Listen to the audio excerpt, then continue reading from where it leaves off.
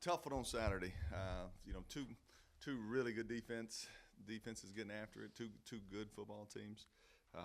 There's a reason they've won 31 straight games. Give them credit, Coach Cross and their players have made more plays than we did. But you know, I told our kids we recruit you to come here with expectations of winning that game. We don't take a whole lot of satisfaction in keeping the game close. That's a team in our conference that's obviously had a great run over the last 4 years. But it was a game we had chances in.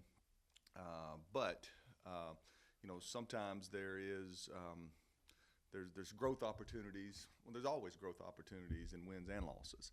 And I think we had a chance to grow that game. You're playing probably, in my opinion, maybe the best team in the country with a freshman quarterback, and you're in one-score game.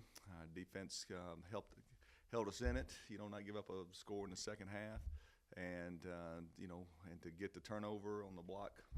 Mike Turner blocked another one.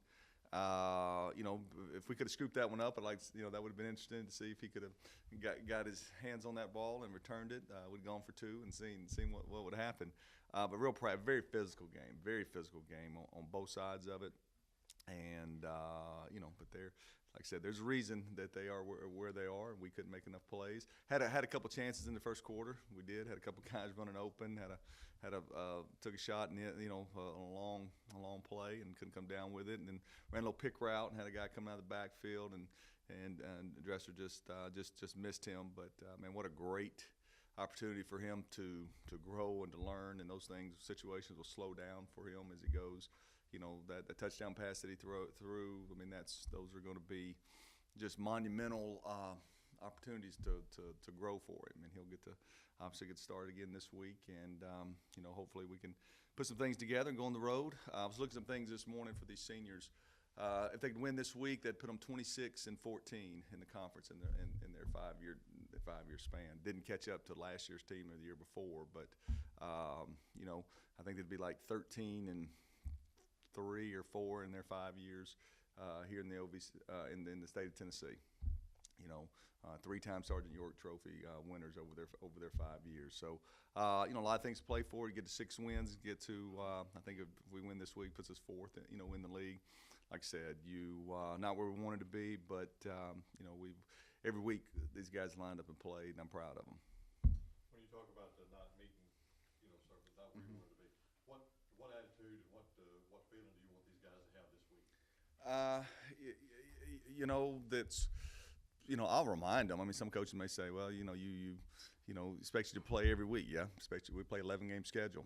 There's only and the conference.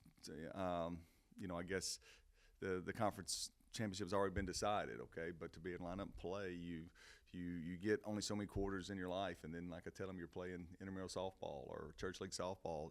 After that. But those goals that I talked to you about, you want those guys to leave here with proud of their career here, proud of a legacy that they left, and they'll do that. They'll line up and play.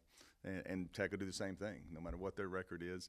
I mean, they're a couple points here or there being, exactly where we are. There's not a whole lot of difference in this league week to week.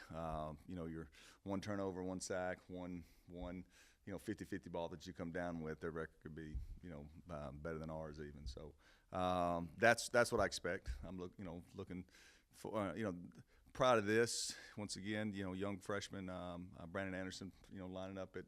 We moved Joe Estee to corner during the game. We had suspended one of our starting corners, for team violation, and so put BA gets another start in there. So we moved Joe Estee to the safety position, and Tay was back, and Brandon makes 12 tackles. Proud of that, and he'll be back. He's a redshirt sophomore, so proud of that. Proud of Julian Crutchfield, a D lineman making 9 tackles. Okay, and that was a guy that really kind of came up from the rear in that D-line position of, won a starting job. He just does everything right. He's very coachable. He's a great teammate. And, it's different to see him walk in the hallway now than it was even, 10 weeks ago. He's developed into a guy we can rely on and we can trust, and he's a good person. That's rewarding. And, he's a guy that's got 2 years left with us as well. Talk about some of the other freshmen and how they stepped up. Yeah. Did you see it in the backfield? One time we had 3 freshmen in the backfield. We had a true freshman quarterback. We had Fields from Dyersburg got to play. You know, we need him to play more. He has the body, you know, and he'll have a great career here. You know, he's starting to get it. He's playing a lot on special teams the last couple of weeks, and his practices have been better in his assignment work of it. And he had a good run for us. You know, and then of course you've seen Peyton Logan probably the last 4 weeks. He's shown up, and we can get the ball in his hand. He makes some plays. I think if he hadn't, if he would expect it to come out of that kickoff return, who knows? You know, he might would have came out of that one. But he had the big run down the sideline on the speed sweep and stuff. So there's some frustration that comes with that now. I mean, there was some, Dresser's such a sharp kid, but he still makes mistakes, freshman mistakes as well. Now he knows as soon as he does it, the procedure penalty. It was the receiver on the right that's supposed to go in motion, and he put the receiver on the left in motion. And he knew it as soon as he did it. But I like about him, he stays calm. He doesn't get so frustrated with himself. And he lines back up and tries to make another play. But there's growing pains that come with that. But it'll pay off for us. And these freshmen Saturday, this coming Saturday, when they see those seniors out there playing their final game, someday that's going to be them. Yeah, and I don't know if they look at it as nostalgic as they will when they get older. But I always remind them, that senior class deserves you to get yourself ready to play. You're not playing for next year. You're playing for their last game. Like I said, you want to get these seniors to 26 and 14 during their 5-year, career here in the conference. And so, and I expect them to do that. When you're a freshman, you're so excited to get in the game. You're so excited to play. It's been a long 4 months. They're looking forward to Thanksgiving and different things like that. But they'll be ready. Be ready to go. You want to make sure that the seniors aren't too, aren't walking down memory lane too much. You want to make sure that that they get themselves focused, ready to play, and what's sad about the whole deal is on Monday you'll have a team meeting. And 12 years being head coach, and it's always surreal when you walk in there. Tay Martin won't be in there. Kadarian Bond won't be in there. Those seniors aren't in that meeting anymore, and everybody that's on the second row moves up. And actually, you start your 2018 season that Monday. After the next game, and so just the voices in the meeting are different. And so this team has one more week of life.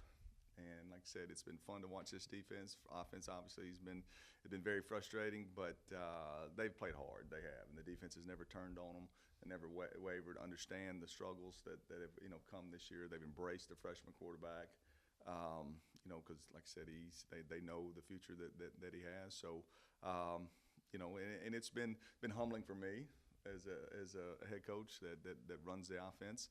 You don't ever take those good years for granted when you're scoring. When you're scoring, Carr sits in those meetings with me every day, and he remembers in 2012 when he was the starting quarterback here, and we went to Tennessee Tech, and basically we win those last 2 games, we win the league, and defense couldn't stop anybody, and we gave up. We were up 31-17 in the third quarter, and just couldn't ever get a stop. And that game had to go overtime, and we lost. You got to have both to win, just like Jacksonville State's got. You can't just, we were giving up 15 points a game.